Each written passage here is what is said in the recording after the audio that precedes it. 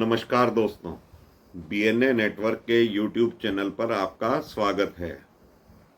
अगर आप हमारे चैनल से नहीं जुड़े हैं तो कृपया चैनल को सब्सक्राइब कीजिए और हमारे कंटेंट को लाइक कीजिए। आज बात करेंगे पश्चिम बंगाल में उजागर हुए एक घोटाले की, और ये घोटाला उस ममता दीदी ने किया है जो हवाई चप्पल पहनती हैं, सूती साड़ी पहनती हैं, अपने आप को गरीबों का मसीहा बताती हैं। ये घोटाला इस तरह से किया गया है कि 2 करोड़ तो फर्जी राशन पश्चिम बंगाल में चल रहे थे। प्रधानमंत्री की जो गरीबों को अन्न देने की योजना थी, 2021 से इसमें घोटाला बढ़ता चला गया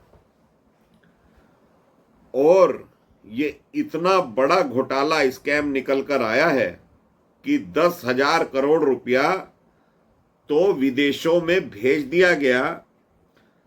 इस काले धन को सफेद करने के लिए फिर विदेशों से मंगवाया गया। फॉरेन एक्सचेंज के जरिए 10,000 करोड़ रुपया बांग्लादेश और दुबई में भिजवाया गया। तो ये जो ईडी की कार्रवाई चल रही थी, पिछले दिनों ईडी की टीम पर हमला भी किया गया और ममता दीदी ने ये दर्शाने की भी कोशिश करी कि केंद्र की कोई भी जांच एजेंसी अगर बंगाल में आती है तो दादागिरी करके, खेला होबे करके ईडी के अधिकारियों को पीटा गया, लहूलुहान किया गया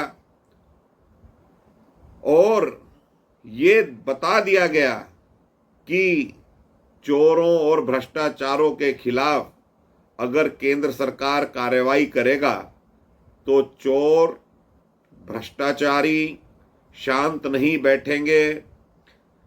ईडी, सीबीआई, इनकम टैक्स की टीमें अगर केंद्र भेजेगा जांच करने के लिए तो उनका इलाज ऐसे ही किया जाएगा।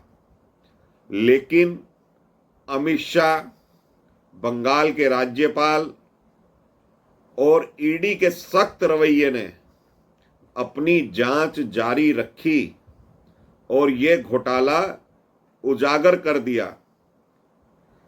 खाद्य विभाग के जो मंत्री थे ज्योति प्रिय मलिक, वो तो पहले ही गिरफ्तार किए जा चुके थे और जिस दिन उन्हें गिरफ्तार करा गया दोस्तों, उस दिन भी उन्होंने एक ड्रामा रच दिया और उन्हें हॉस्पिटल में भर्ती कराया गया।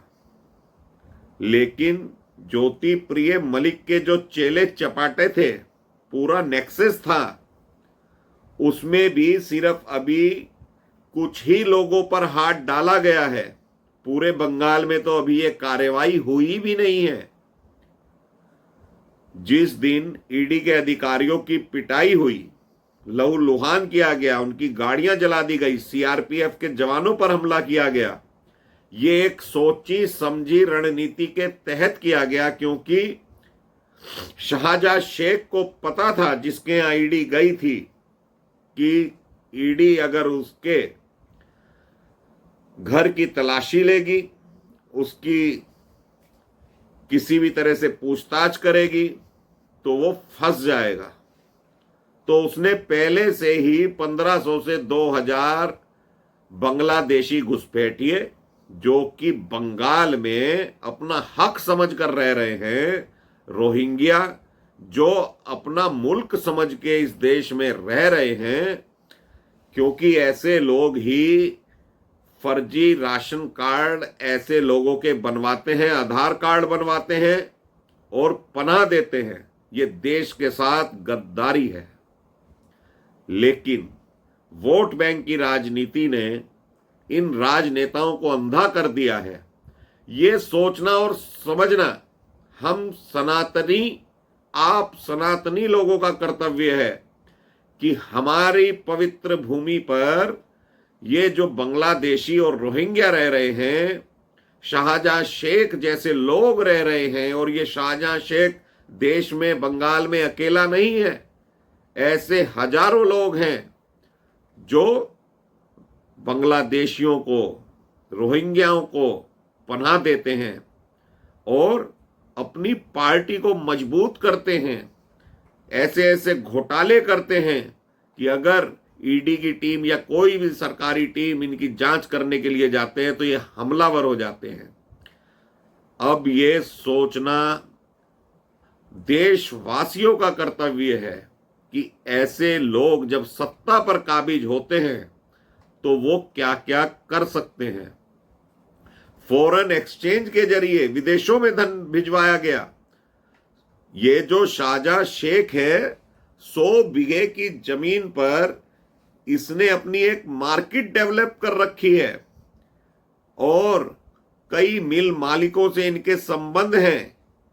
ये जो राशन आता था, गेहूं चावल वगैरह, ये 30% ही बांटा जाता था, बाकी 70% घोटाले की भेंट चढ़ जा रहा था। 2011 से ये कार्य बताया जा रहा है कि जब ममता सरकार सत्ता में आई थी, ममता दीदी सत्ता में आई थी वामपंथियों के हटाकर, तो ममता दीदी ने भी उस वक्त कहा था और ये स्वीकार किया था कि 1 करोड़ फर्जी राशन बने हुए हैं, हम इन्हें खत्म करेंगे। लेकिन खत्म करने के बजाय अपने वोट बैंक को मजबूत करती गई, इन रोहिंग्या और बांग्लादेशियों को बसाती गई। मोहम्मद शाहजहां शेख जैसे लोग, ये भी पहले वामपंथी ही था शाहजहां शेख, तो जब ममता दीदी की सरकार आई तो ये तृणमूल कांग्रेस में आ गया। आधे से ज्यादा ऐसे भ्रष्टाचारी ममता दीदी की पार्टी में आ चुके हैं। पार्थ चटर्जी का केस जब खुला तो आंखें फटी की फटी रह गई थी, और अभी जो ये केस खुल रहा है इसमें भी आप देख लीजिएगा, अब भी कार्रवाई जैसे जैसे आगे बढ़ेगी तो ये घोटाला और बड़ा होता चला जाएगा। तो दोस्तों, ये जो राजनेता हवाई चप्पल पहनकर या सूती साड़ी पहनकर अपने आप को गरीबों का मसीहा बताते हैं, क्या हम लोगों को, इन सनातनी भारतीयों को इनकी पोल नहीं खोलनी चाहिए? ये जो आज पूरा विपक्ष मोदी सरकार के विरुद्ध लामबंद हो रहा है, उसका कारण एक ही है कि हर वो राजनेता जो भ्रष्टाचारी है वो ही गठबंधन कर रहा है। उसे जेल जाने का डर है, जेल के दरवाजे तक तो ये खड़े हैं, बस अंदर डालने की देर है। इनके खिलाफ कार्रवाई होते ही ये लोग अंदर जाने को तैयार हैं।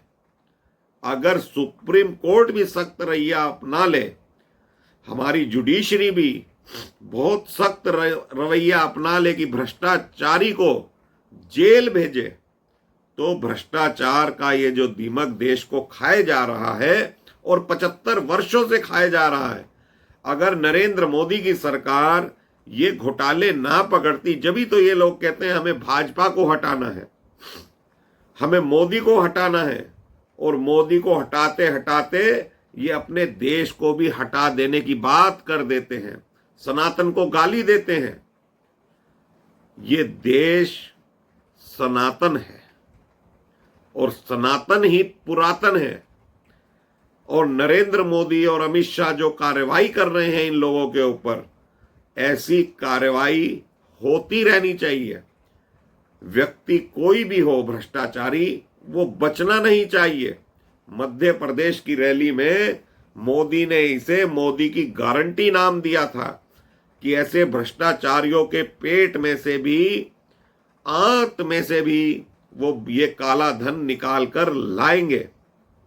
तो जब अब इन लोगों के ऊपर ये कार्रवाई हो रही है तो ये इंडी गठबंधन बना रहे हैं। तो दोस्तों, ये जो शाहजहां शेख है और एक शंकर आध्या जो गिरफ्तार कर लिया गया है, वो भी ज्योति प्रिय मलिक का खास आदमी बताया जा रहा है। इन तीनों का नेक्सस काम कर रहा था। ये तीनों लोग महीने के हिसाब से अपना धन बांट लेते थे और शाहजहां शेख ने तो 500 बीघे की अपनी ही भूमि पर तालाब बनवा रखा है। अब बताइए कि इसमें बड़े बड़े राइस मिल मालिक शामिल हैं, ऐसे ऐसे किसान शामिल हैं जिनका कोई अता पता ही नहीं है।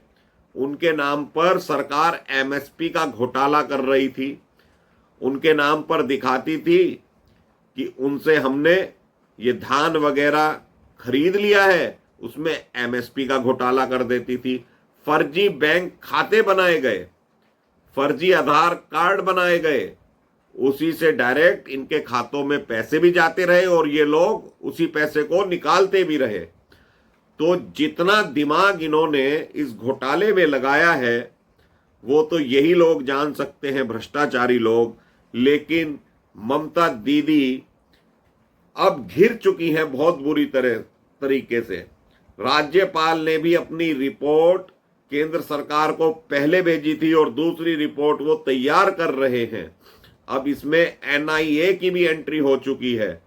जो हमला किया गया ईडी के अधिकारियों पे, वो कहीं देशद्रोही लोग तो नहीं है, और किस कारण से किया गया तो अब एनआईए भी इसकी जांच करने वाली है। तो दोस्तों, ये जो 20,000 करोड़ रुपए का घोटाला आपके सामने ईडी ने उजागर किया है और कई मीडिया चैनल पर यह प्रसारित भी हो रहा है, तो ऐसे लोगों को पहचानना हमारा कर्तव्य है। ऐसे लोगों को जब हम वोट देते हैं, अपनी वोट की शक्ति देते हैं, तो ये हमारे ऊपर ही ऐसे भ्रष्टाचार का हंटर चलाते हैं। कुछ दिन पहले ममता दीदी नरेंद्र मोदी से अपना डेलीगेशन लेकर मिलने गई थी और पीएमओ की तरफ से एक तस्वीर भी जारी की गई थी। उसमें ममता दीदी गिड़गिड़ा रही थी क्योंकि केंद्र सरकार ने कई योजनाओं का धन रोक रखा है। पीएम मोदी ने उन्हें स्पष्ट रूप से कह दिया था, पहले पिछले हिसाब का ऑडिट करवाइए, वो हमें दीजिए, अगला धन जब ही जारी होगा।